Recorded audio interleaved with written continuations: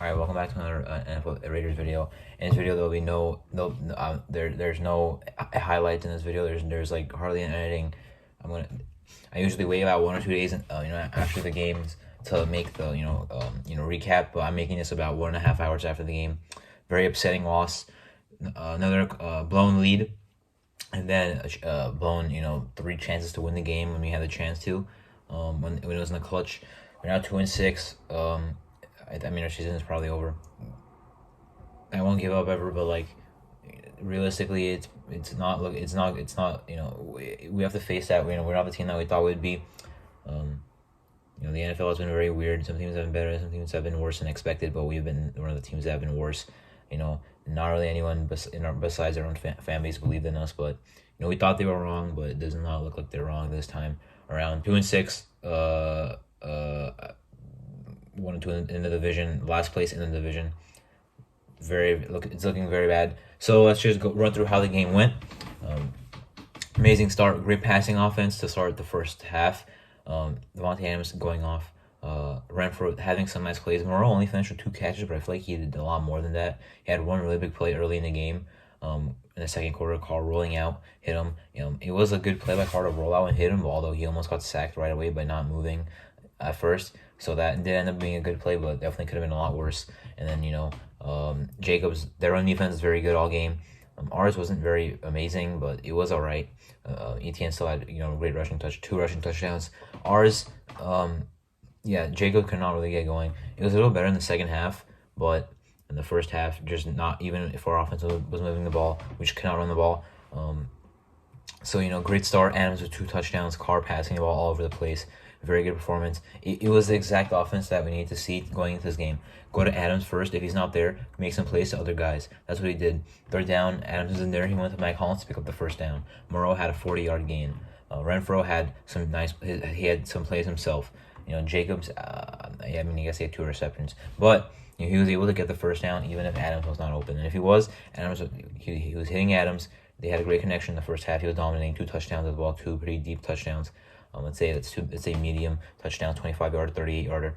Very good start. And then, to end the half, basically our defense just let up too many bad drives. They started really good. Forced a turnover on the drive where they were dominating, but then obviously they made a mistake. Max Crosby capitalized, took the ball from them, and then forced 2 3-and-outs. That was great, but then. I'm saying but then a lot because it's in chronological order, obviously. That's why after that, it got destroyed basically for the rest of the game. No stopping ETN. The red zone defense was terrible. I mean, Patrick Graham, I'll talk about it at the end of the video, actually. Now I'm just going to talk about the game. So, very bad ending of the first half, allowing that field goal drive. Our end of the first half offensive drive was so terrible because we played conservative to kill the clock. We did do that, but we were still running the ball in the red zone. It's like now we didn't want to score a touchdown. Then it was third down. We passed the ball, obviously, and Carr underthrew Amir Abdullah for a touchdown. I knew Amir Abdullah was wide open. Carr knew he was wide open, and he missed him. It was a bad drive, and then on the one play where we actually still had a chance to score a touchdown, he missed him. So we got a field goal on that drive. Even while we were trying to kill the clock, the Jaguars still had enough time to get a field goal. It was just terrible. Lawrence did not exactly look amazing in this game, but he looked like a veteran quarterback. I mean, untouched almost the whole game, making the throws he needs to make. On third down, spreading the ball out, great completion percentage. So that was where we got destroyed on defense. Because ETN, he did have his 2 touchdowns, but outside of the red zone, we were honestly to be honest, I thought we got destroyed on the run, but statistically, it was not even that bad. But situationally, I guess it was pretty bad. But that end of the half was obviously really ugly. At that point, even though we were up 17-0. I knew that with there being a lot of time in the game and the Jaguars getting the ball to start the second half, the lead obviously was not safe. Even if we had 2 blown leads of that same margin before this year, it's they still have a very good chance to win the game. There's 35 game minutes left in the game, 40 game minutes left. So very good adjustments made by them. They got the ball to start the second half. We just got drove on the whole drive. As soon as they were in the red zone, I knew that was a touchdown. And then we just did nothing on offense in the second half. I felt like the Cardinals game. Great Carr, over 200 yards and 2 touchdowns in the first half. In the second half, 30 yards and no touchdowns passing. Very terrible. The offensive line, the pressures. Carr was getting pressured way too much in the first half. They were playing really bad offense. Offensive line, And then they started honestly anchoring it up in the second half, only allowing 1 sack in the second half, which was, obviously at a very, very bad time. But they played pretty well. Now, they didn't really control the trenches because we cannot run the ball at all. The Jaguars always had guys on Jacobs. Jacobs, doing his best, broke some tackles, fought for some yards, but not much room on the runs. They did give Carr more protection in the second half, I thought, but still did not result in a good passing game in the second half. The passing offense just slowed down completely. Adams was taken away. That's what I was worried about going into the first half. I know we were up 10, but I was worried because, number one, their defense looked very good in the second half, and they got the ball to start the second half. And secondly, with Adams being our main guy, we cannot run the ball we couldn't. Basically, our only production was passing the ball to Adams and some other plays to some other guys. And running the ball, we cannot really run the ball. So what I was worried about is, what if Adams gets taken away? What are we gonna do? And that's what happened. We couldn't run the ball effectively. Not the other guys did not make enough plays. Carr didn't not make enough plays. The offensive line didn't really improve in the second half, run blocking. So that's going to lead to 0 points in the second half. Zero. That's going to lead to a loss because our defense also is not going to be good enough to hold the Jaguars to less than 10 points in the second half. That's what they need to do for us to win the game. But they allowed 17 points in the second half. With the Jaguars, then, our red zone defense is terrible.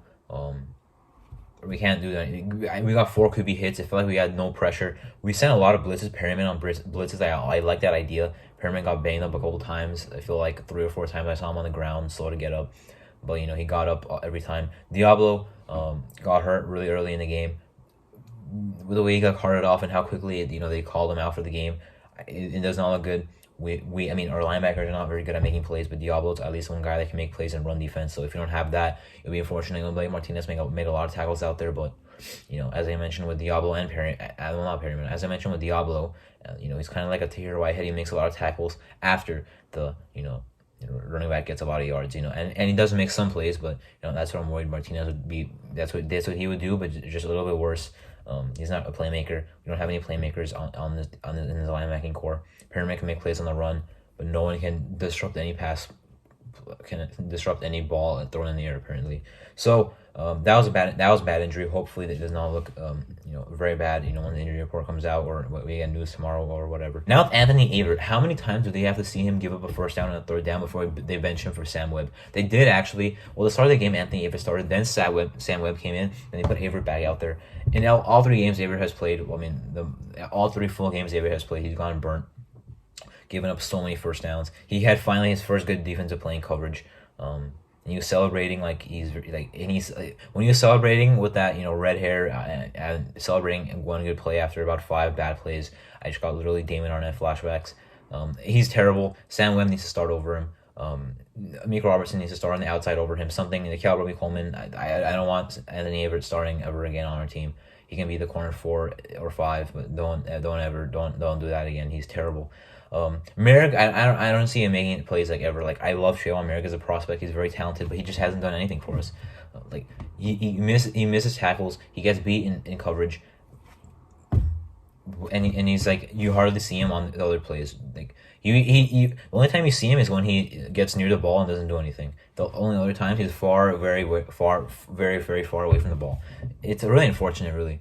He's really talented, but at this point, I'm not gonna blame the coaches. Like I did with Gus Bradley and the way he used him. At this point, I think it's kind of on Mary. Now, we got no pass rush. No one. Crosby, not even Crosby. Chandler Jones had disappeared. I saw him for 2 good run defense plays early in the game, and that's it. Farrell played so much. He had 1 good quarterback hit. Billings had a nice defensive run play. Neil Farrell Jr., Matthew Butler, Bilal Nichols, all 3 of them did nothing. Bilal Nichols is a bust of a signing. He's terrible. He offers nothing at this point. 3 assisted tackles for your highest paid defensive tackle. Okay, that's unfortunate. We have no one that can really make a play in the defensive tackle room. Probably the biggest need on this team. Probably won't be addressed until the offseason either. There's no one I really see that's a long-term guy. Maybe Billings gets brought back on a 1-year deal, kind of like we used to do with Hankins, but Bilal Nichols is not that guy. Vickers is not that guy. Neil Farrell Jr., Matthew Butler, the rookies have to develop. Won't give up on them yet. Won't say it's a bad pick, but I don't see a spark out of them in the regular season or preseason at all. I didn't see anything that impressed me. Farrell Jr. made some nice plays, I guess, but in the preseason, but not enough. not enough at all. Second half, as I mentioned, our offense got shut down. We got the ball back, right? Let's say it was there. We got the ball back after they punted up. They third and 3. They were incomplete. They were an incomplete pass underneath. They punted. We got one first down to Moreau, a really good play by Carr under pressure on the move. Moreau with a great catch, and then they did not get the first down, and then we punted. Then we got the ball back after a missed field goal. We were supposed to be down 7. We're down 4 with the ball on 31. We could not get a first down. Nice 8-yard play to Renfro. And then on 2nd and 2, we incomplete, and punted the ball. That was that 2nd and 2. Like, you have to get the first down on that one, especially when you know you're going for fourth. When you're going for it on 4th down. Reminded me of the Chargers Raiders, our final drive when we had a 3rd and 2. We had a 3rd and 3 sack, then 4th down sacked again. In this case, we had a 2nd and 2 incomplete. The drive before that, we got a nice drive. Well, no, I think this is the same drive actually. No, yeah, the drive before when we got the first down in Moreau, we got into Jaguars territory. It looked good, and then incomplete.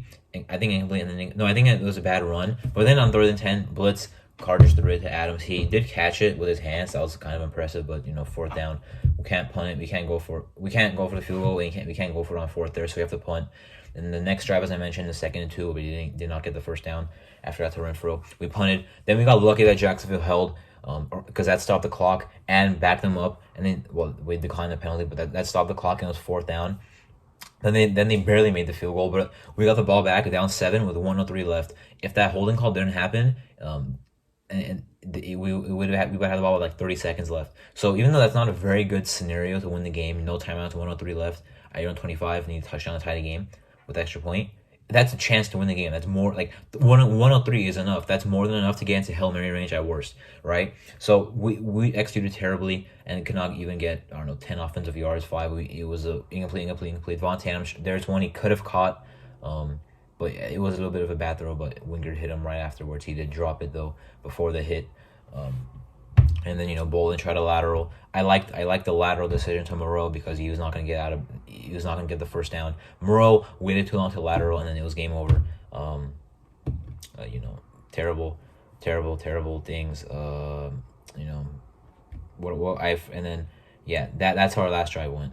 We cannot even execute well enough to get us into Hail Mary range. At least to have a very, very low chance of at least getting a touchdown on a Hail Mary would have been better than not getting the first down.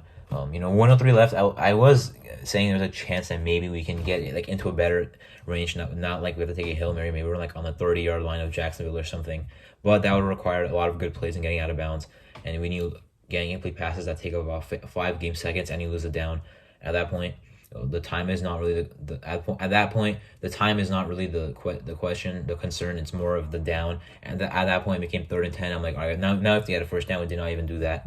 So, bad execution on our final in the second half. But with the final 3 drives, we had a chance. The last one, sure, it looked unlikely, but we had 2 very good golden opportunities, including a missed kick by them and a holding call. And our offense cannot do it. Our defense did make some stops there at the end, but I don't care. They were terrible in the second half. Patrick Graham is terrible. Now getting into what I think about the team overall. Patrick Graham is terrible. I overhyped him. He's not terrible, but he's overhyped. He was supposed to be a guy that came in, and you just changed the whole defense from what we did in 2021. But nothing changed. No sacks in this game. Hardly any pressure. No turnovers. Terrible in the red zone. I don't think we've stopped. They mentioned in the broadcast every time it's been a goal-to-go opportunity for the offense against our defense. They've scored a touchdown every single time. I think Gus Bradley's red zone defense is probably better than Patrick Graham's red zone defense. I think we got more sacks with Gus Bradley. We have like the same amount of turnovers forced. That's not effective. That's not going to cut it. At first, in the beginning of the year, you can say, yeah, we were losing games, but the defense was not really at fault. Now you can't say that because the defense is playing absolutely terrible. The offense, of course, also being terrible. I want Josh McDaniels to get fired by tomorrow.